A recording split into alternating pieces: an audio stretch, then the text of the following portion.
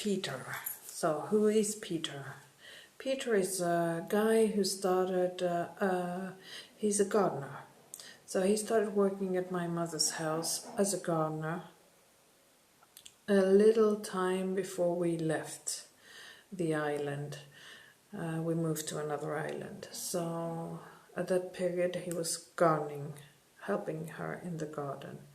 And of course, like, she always needs to have a little favorite person, and in different, not in all her life, there's always been one person that she liked and adored, and they were the best and everything. Of course, they had little moments where they would be the worst, and there would be liars, and there would be, she would treat them like liars, and then people you cannot trust, untrustworthy people. And he's a guy who went through all these phases. Okay, the guy is my age, he's younger. Anyway, so he was helping out a lot. He probably sympathized with her and felt sorry for her and all that, and she helped him out a lot.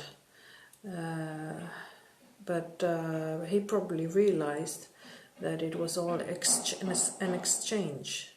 So she would find him jobs, and that would mean that he owed her. So when she would call him to come and help, he would have to run at that moment and go and help her, whether it was to change a light bulb or to see a pipe that was burst or the toilet was blocked or whatever. He would do a little of everything, not only gardening, everything in the house. And she helped him out in winters, giving him a house to stay without paying rent. She helped him in many ways, but at the same time it was not like, I help you because I like you and that's all. It was, I help you and you owe me your life. So the guy did fall into that trap. At the beginning we were like, there was nothing not to like about this guy. He was very nice. And he did take good care of her. You could see that he cared. But at the beginning she made us dislike him. She tried to make us dislike him by saying stupid things like, if I die, for example, and the house you got, I want you to give him the right to stay in the top floor for as long as he needs. And I was like, Mom, this is mine. This is my inheritance. This you gave to me. What are you telling me now, that I'm getting the inheritance with a person in it, living in it, for the rest of his life? It was like irrational stuff, you know, she was saying. Or if I die, I give him a share of the money, you know. Or if I die, promise me that you can take care of him. Things like that. So we were like engaged to take care of him if she died. And she was trying to make us dislike him by comparing everything we did to how he did it, how much better he did it, and how helpful he is, and how caring he is, and he's the only one that I can trust, and he's the only one that I can count on, you know, by putting us down. Well, my sister doesn't care, she's not here, she's far away, but I did, because I was caring for her, and I was helping her out, and I still am, doing a lot for her. Yet she would put me down by comparing me to him. So in a way I could hate this man without even knowing him, okay? But no, when we met, we liked each other, we communicated in the same way and all that.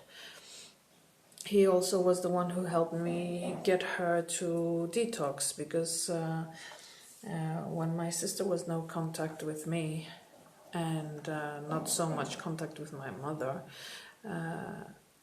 he was the only one I could talk about what I was going through. And then we realized that he was going through the same things on his side. So, I mean, if she was telling me that I cannot have a conversation with you, you don't understand me, at least Peter understands me. and he's nice to me and we never fight, then I would learn from him that she's impossible, that she's nice one day and she's awful for 3 days and she treats him like shit, which she did. I witnessed that.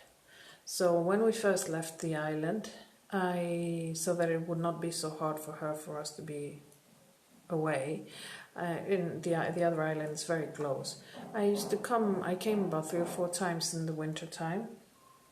I took the boat and came for 4 days, 1 week or something. Whenever I had time, I would come with my little one. And one period he was staying at the house also, on the sofa. He was sleeping on the sofa. And I could see how she was treating him really bad, really bad. I mean, he was cooking and she was behind his back, shouting at him and saying, "You loser, you're a nothing, and you foreigners," because he was from Bulgaria. So she was like, "You're a nothing, you're a loser. Go back to your country, you're here taking advantage or I don't know what, and you're untrustworthy people." And then she was criticizing his race and everything. And I was like, "What are you doing? Why are you talking to a person like this? You can't talk to people like this." But she was like in a very aggressive, like a crow on his back, while he was cooking. She was going on and on and on and on. And I had to scream at her. I still remember that day. I had to scream at her and tell her, "Stop. It's not acceptable that you talk to anybody like this." Then I started realizing that she was very jealous and possessive of him, and she thought that he owed her a lot. This is how I saw it from my side. She thought that he owed her for helping him out and everything, and probably he didn't come running because he was at a job or something when she needed him, and he said, "I can't now, I'm working," or something. So she would get angry. She would get angry about things like that. And so she would call me sometimes, quite a few times she called me up in the 7 years or 8 years that he was in our lives. Called me up telling me, "I want you to warn you, don't trust anybody in this world. Everybody's a liar.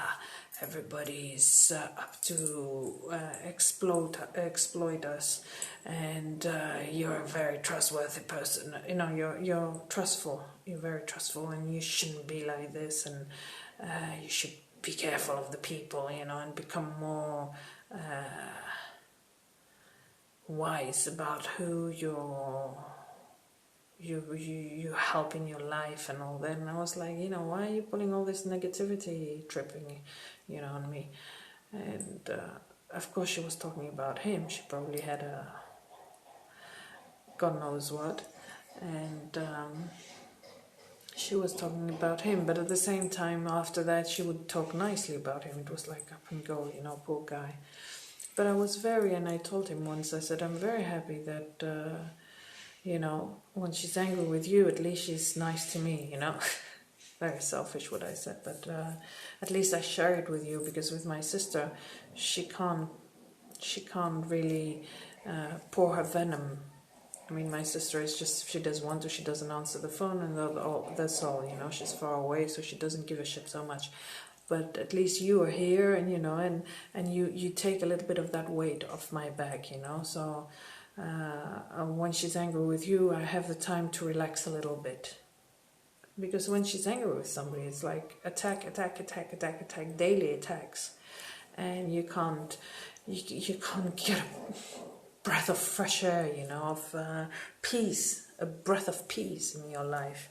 It's unbelievable. So I would share that with him. I was glad that he was there, that I knew somebody was taking care of her, and I was glad that somebody was taking half of the burden.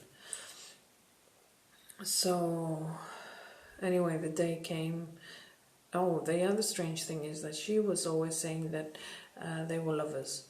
And he told me once, "Your mother thinks that we have a thing, but we don't. There's nothing between us." And I don't know how she got that idea in her head.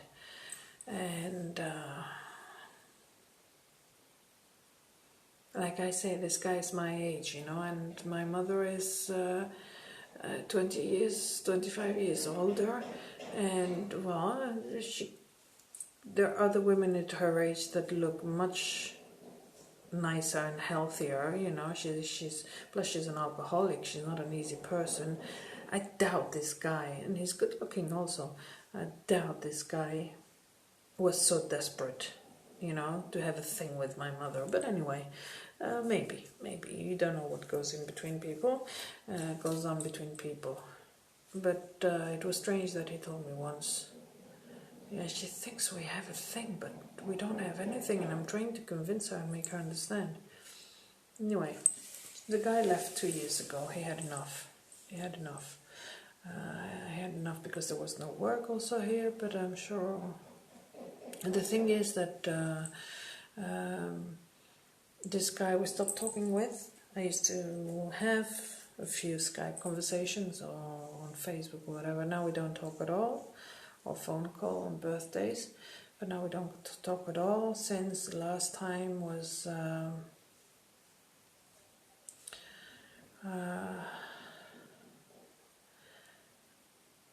well, there's going to be another video, so I don't make them too long. So the next time is going to be why I don't talk to Peter anymore.